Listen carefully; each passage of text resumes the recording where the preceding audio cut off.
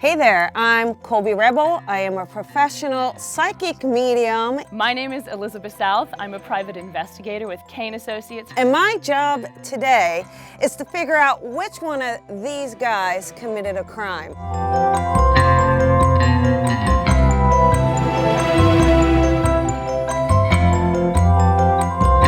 PI versus psychic, who can get it right? Psychic. I'm a little nervous. This is weird. I'm a little nervous. Here we go. I have a misdemeanor for bootlegging alcohol in the state of Utah. Honestly, I don't see anyone here. They all look really nice to me, actually. This should be really fun. I'm interested to see what is going to happen here with these guys. I'm going to start with you.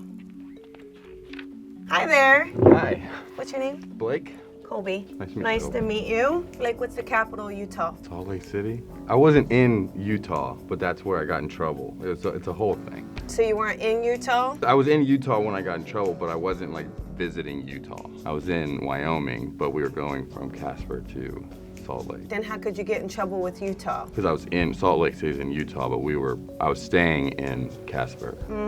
What were you bootlegging? I mean, I'm not from there, but so I'm guessing moonshine. You didn't know what you had with you? Not really, no. Why? Ignorant. I just heard we were going to Salt Lake, so I hopped in the truck. What kind of truck? It was a Ford F-350. What color? Maroon, but it had like a gold trim. Let me shake your hand again. Oh, a little clammy there, Blake. A little clammy. Are you nervous, buddy? No. It's hot under the light. Hot under the lights? Yeah. Is that what it is? Mm-hmm. Okay. All right. Thank you, Blake. All right, sweet cheeks. Alrighty. Okay, Cupcake, what's your name? I'm Emily. Hey, Emily. I'm going to shake your hand and say hello. Hello. All right, Emily. What were you doing in Utah? I was on my way to Idaho to film a documentary. And then you had bootlegging. How'd that happen? It's kind of a crazy story. Yeah, they're all crazy, Yeah. it seems. We were just, carrying horses and a lot of things, and we were very large tow. And you just happened to have bootleg? I guess some of the cowboys did, yeah, but we were all kind of together. What was the alcohol you were bootlegging? I really don't know. So how but did you I was have there. a misdemeanor? Well, we were all kind of there, and they kind of just put it on all of us in that way. Did you have to go to jail? No. Okay, I'm done. Great. Thank you. Hi there. What's your name? I'm Nate. Hey, Nate. How you doing? Good, how are you? I'm good. Nate, what was the alcohol you were bootlegging? Wine. What kind of wine? Red wine? What happened? Did you have to go to jail? Yeah, I spent the night in jail. What happened when you spent the night in jail? It was just for like processing, but then after the night they let me out with just kind of like a slap on the wrist, essentially. Did you have to pay a fine? Yeah. How much? $300. So what kind of car were you in? I drive a Hyundai Accent. What color? Silver. Who was with you? Just me. And so what is the law in Utah about wine? The law, I think alcohol in general, you can't have more than 3.2% per volume, but that's different in Nevada. So I could buy it in Nevada, but then as soon as I crossed state lines, I was breaking the law. So how did you get pulled over though? Because they would have had to pull you over first. I had a busted taillight. Which taillight? My right taillight. And then he came over, he checked my license, and then he saw I just had 3 bottles of wine sitting in my passenger seat, and he's like, that's against the law. So then he took you to jail for it? Well, he escorted me to the station, and then I spent the night there for processing. Okay. And then they're like, all right, you're not from here, then you can go. Was your family upset? They were upset that I spent the night in jail, but that was about it. Okay, thank you, Nate. A few of these shady McGrady's back here have been given a fib or two, I will be honest. And you can kind of tell through their energy shifts, and you can kind of tell if they're creating a thought before they speak. You can tell with the shifting of the eyes, which is a subconscious reaction to a question that they don't know the answer to. Nate, so far, is the most convincing, but almost too convincing, because I'm almost a little worried that he's rehearsed his little story. So we will see. I've got one suspect left, so I'm excited to have him sit down and talk to him. Hi there. Hello. What's your name? Josh. Hi Josh, how you doing? Good to meet you. Okay, so what were you doing in Utah? Visiting some friends And where were you when you got busted? on the border between Wyoming and Utah. And why did you get busted? I got pulled over for speeding. Okay. Because it's a really long, boring road right there. And Had a bunch of beer in the back seat. Okay, so then why was the beer in the back seat an issue? Apparently in Utah, you can't have outside alcohol. How would they know it's outside? I have no idea. What happened after that? They pulled me over, Uh-huh. gave me a speeding ticket, and then they wanted to take me to jail. Okay. But I actually gave them, like, hey, I'm from Wyoming instead. Like, can I just do something else? And so then they gave me a court date. Oh, what else did you do there? Little song and dance. Showed off my talents. No, they just set me a court date. So you had to go back to Utah for court, Mm-hmm. and then they gave you a misdemeanor? Yeah. And did you pay a fine? They did. How much was the fine? $1,000. That's expensive. Wow. Did you have a hard time with that? Yeah. So what were you doing in Wyoming at the time? Working in a mine. How long ago was this? This would have been, let's see, about 20-ish years ago. But at Get all no caught point up. in time you didn't know you couldn't have alcohol. Not across state lines. So no other previous trips did you take alcohol? Oh, you just every time. you just happened to get caught this time. Yeah. And none of your friends told you? No. I just never really thought of it as a big deal. Okay. All right. Thank you. Yeah, no problem. Yeah. Okay, I'm going to ask them one more question. Blake, have a seat. Just one more quick question. Yeah. Okay, I just want you to look at me and say I have a misdemeanor for bootlegging in Utah. I have a misdemeanor for bootlegging in Utah. I have a misdemeanor for bootlegging in Utah. Okay, got it. I have a misdemeanor for bootlegging in Utah. I have a misdemeanor for bootlegging in Utah. Okay, all right. Thank you very much. I'm going to need another minute here, and I'm excited to come back with my results. Well, let's start with you, sir. All right. So there were 2 police. Well, there's a state trooper, and then there was from Wyoming and one from Utah. Why was there In one from different cars. Wyoming there? Was it like right on the It border? was right on the border. And they just converged on you? Yeah, Interesting.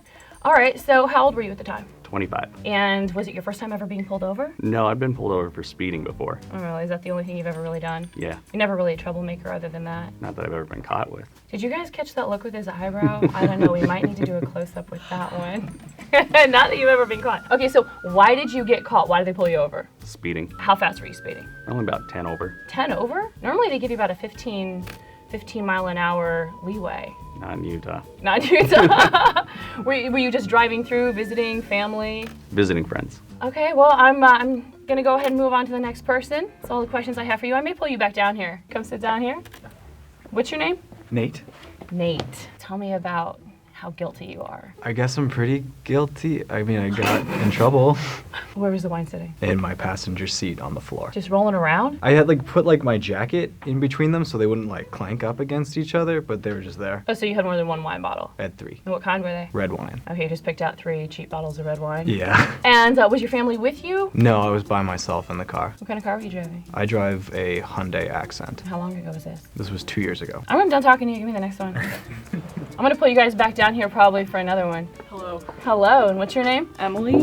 Emily. Tell me about how you are a very naughty girl. I'm, first of all, very naughty all the time. I believe that actually. So who got caught? Tell me, it was alcohol, right? It says alcohol. Mm-hmm. Okay, so tell me about it. Well, this one guy was bootlegging whiskey, I think it was. Did you try any? No, because we were on our way there and then it got taken before we were able to actually get to the destination. So he brought his funky little supply that he made. How much was it? I don't remember, I never really saw it. They were just kind of unloading it from the car, but it was enough for, I mean, how many people were there? Maybe 20 people? And how large was the caravan? There were probably 3 horse trailers and a couple other trucks. And you're just kind of a part of it. Yeah, I mean, I was the dock crew. I wasn't riding horses or anything, so. Have you ever been in trouble or pulled over any other time? I was at a park when it was dark out once and was told to leave with a boyfriend. We were just sitting on a bench. I bet you guys were just sitting on a bench. It was dark. Are you a little nervous? Yeah, I am actually. My legs are shaking a little bit. Oh no, I feel so bad. It's okay, calm down. Yeah, I'm chill. We're good. I mean, if you're telling the truth, there's nothing to worry about. Yeah. When you were pulled over, was it just, how many police were there? I think there were about 2. There was one pulled us all over, and then another one kind of, I guess, was driving by, and that thing police do where they all kind of stop and make it worse. And then they took the alcohol. Okay, well, go ahead. I've got a nice little talk to you. I'm not sure about her. She seems just a little bit nervous in general, and I've come across these people before. All right, come sit down. Last but not least, definitely the tallest. Well, I'm Elizabeth. What's your name? Blake? So now you guys took alcohol. What kind of alcohol? There was 1 vodka bottle and it was 2 whiskey bottles, but it was all bottom shelf, not good stuff. You put it in a toolbox? They did. They did. I wasn't in my car, I was riding along. So you didn't actually get in trouble, your friends did? No, we all got in trouble. They took us all. We all got a misdemeanor. Keep rubbing your pants, you've been jiggling your legs. I have your hands I sweaty. get sweaty whenever under the lights. When you talk to really awesome people who Yeah. you might be lying to. Maybe. Why did you guys put the stuff in a toolbox? I'd have no idea. It was not my, that's just where it was. How did the police find it in the toolbox? They searched pretty heavily. Like, they took us all out. They had us in, we were standing in a ditch. Still Like, in a ditch. literally just in a ditch on the side of the road. They had us all out and they searched through everything. They were like pulling everything out of the glove box, everything, looking. They were looking for drugs. Why would they be looking for drugs? Did you guys look Uh, questionable? They just took us out and started searching. And like everything, just, yeah. How late was this? This was at like 11 o'clock in the morning.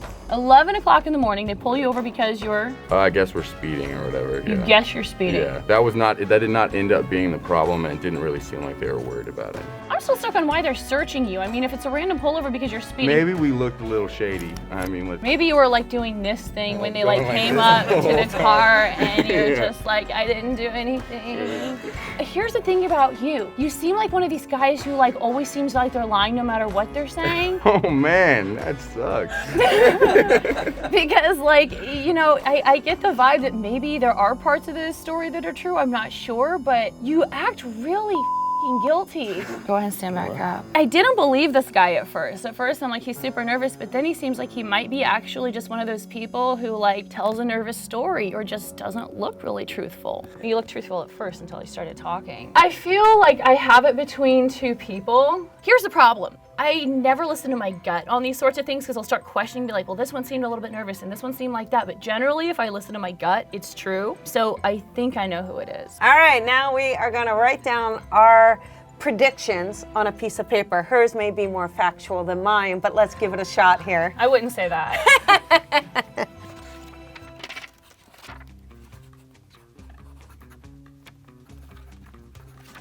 So I'm confident between two people, but I'm a little bit torn. It's pretty tough. I hope I'm confident. And I was torn between two people as well.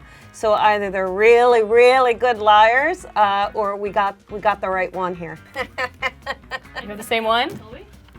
Oh my God, that is so funny. We both think Nate, so let's see if Nate just so naturally Is he honest such a and there's good liar? and there's an amazing liar. Okay, now can the real criminal step No! That was my second one. That was my. He was my second one. No, I did not think him. I did. No. I was torn between him and Nate. So the real story is I was living in Utah at the time.